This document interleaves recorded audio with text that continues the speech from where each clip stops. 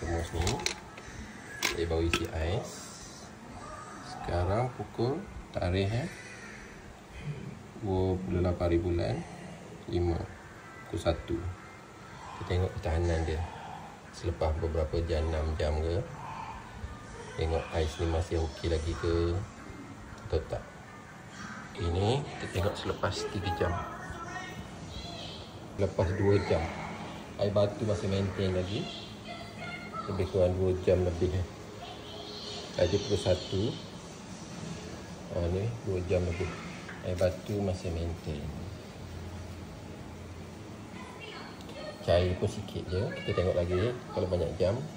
Sekarang pukul 11.30, 29 bulan. Hampir 24 jam lah. Hampir 24 jam. Kita tengok termos ni. Itu saya masukkan ais saja. Kita buka ni.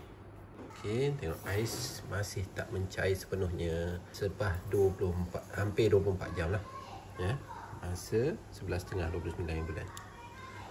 Pukul 1 baru 24 jam. Jadi lebih kurang 22 jam lah ni.